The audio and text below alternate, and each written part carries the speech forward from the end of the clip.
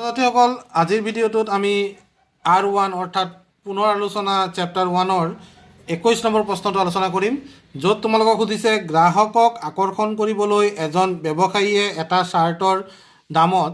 ক্ৰমে 10%, 10% আৰু 5% ৰেহাই দিয়ে তিনিওটাৰ সমতুল্য ৰেহাই কিমান হ'ব এতিয়া এনে ধৰণৰ সমতুল্য ৰেহাইৰ কথা যেতিয়া ওলাব তেতিয়া তোমালোকে সহজতে ইয়াৰ সমতুল্য ৰেহাই উলিয়াব পাৰিবা কেনেকৈ তোমালোকে ধৰি ল'বা যে শাৰ্টটোৰ মূল্য আছিল 100 টকা ওকে শাৰ্টটোৰ মূল্য যদি 100 টকা হয় তেতিয়াহ'লে সমতুল্য ৰেহাইৰ পৰিমাণ কিমান হ'ব সেইটো আমি কেনেকৈ উলিয়াম চোৱা এতিয়া ধৰা হ'ল শাৰ্টটোৰ মূল্য আছিল 100 টকা প্ৰথমতে 10% ৰেহাই দিছে 10% ৰেহাই দিলে 10% ৰেহাই যদি দিয়ে তেতিয়াহ'লে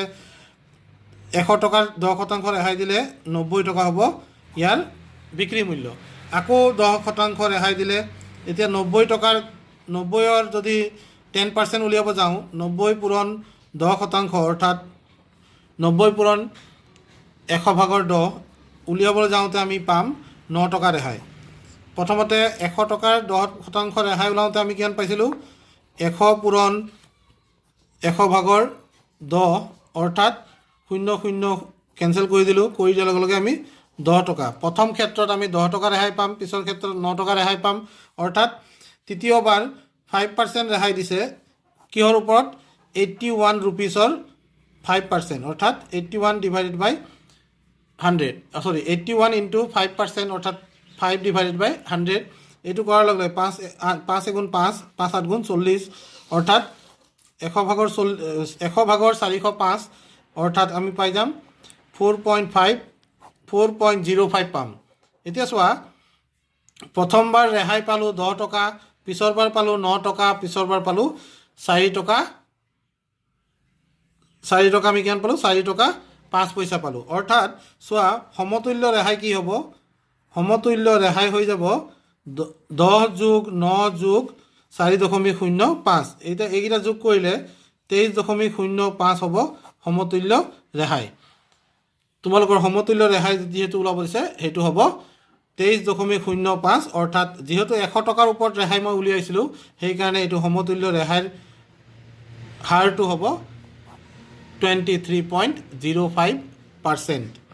চ' কি কৰিছিলোঁ অংকটোত প্ৰথমতে মই ধৰি লৈছিলোঁ যে চাৰ্টটোৰ মূল্য লিখিত মূল্য আছিল কিমান 100 টকা মাৰ্ক প্ৰাইচ অৰ্থাৎ MP of the shirt কিমান পালোঁ 100 rupees 100 বুলি আমি লিখি ল'লোঁ তো লিখা দামটো আছিল 100 টকা বুলি আমি ধৰিলোঁ ঠিক আছে ধৰা হ'ল লিখা দামটো আছিল 100 টকা 10% ডিসকাউন্ট যেতিয়া দিব 10% ডিসকাউন্ট যেতিয়া দিব SP equals to কি হ'ব 100 minus 10% of mark price অৰ্থাৎ 100 টকাৰ কিমান 10% মানে কি 100 ভাগৰ 10 পূৰণ 100 কাটি দিলোঁ গতিকে 100 বিয়োগ 10 অৰ্থাৎ আমি পাই যাম ₹90 চ' প্ৰথম যিটো ৰেহাই প্ৰথম যিটো ডিসকাউন্ট আছিল সেইটো আছিল 10% 10% ৰেহাই দিয়াৰ পিছত বস্তুটোৰ বিক্ৰী দাম হৈ গ'ল 90 টকা আকৌ ডিসকাউন্ট দিছে যেহেতু পছন্দ হোৱা নাই এগেইন 10% ডিসকাউন্ট দিছে আকৌ 2 নম্বৰ বাৰ এতিয়া SP2 তাৰ মানে 2 নম্বৰ ডিসকাউন্টৰ পিছত সেল প্ৰাইচটো কিমান হ'ব 90 মাইনাস 10% অফ 90 কি পালোঁ 90 মাইনাস 10% অফ 90 মানে কিমান হ'ব 9 টকা গতিকে এইটো কিমান পাম 81 rupees পাই যাম এইটোতো পছন্দ হোৱা নাই নেক্সট টাইম হৈ গ'ল 5% ডিসকাউন্ট থাৰ্ড ডিসকাউন্ট আছে 5% এতিয়া SP3 অৰ্থাৎ ফাইনেল সেলিং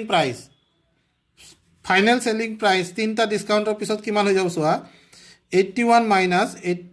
5% অফ 81 এইটো উলিয়ালে আমি কি পাম চোৱা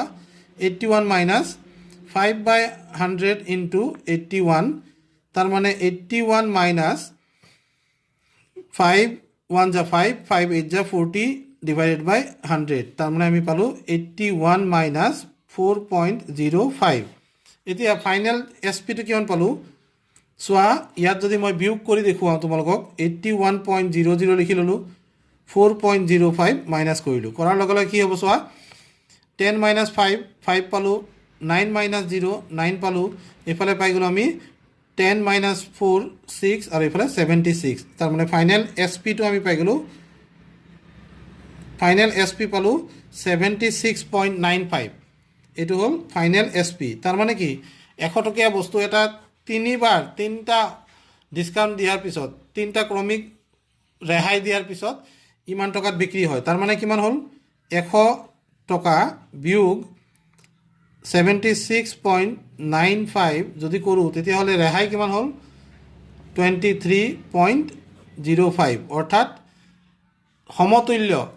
সমতুল্য ৰেহাই কি হ'ব ডিছকাউণ্টটো কি হ'ব আমাক যিটো ডিছকাউণ্ট ওলাব দিছে সেই ডিছকাউণ্টটো কিমান হ'ব ডিছকাউণ্টটো হ'ব 23.05%। সেইকাৰণে মই 100 টকাৰ ওপৰত উলিয়াইছিলোঁ এনেদৰে তোমালোকে উত্তৰটো কৰিব পাৰা।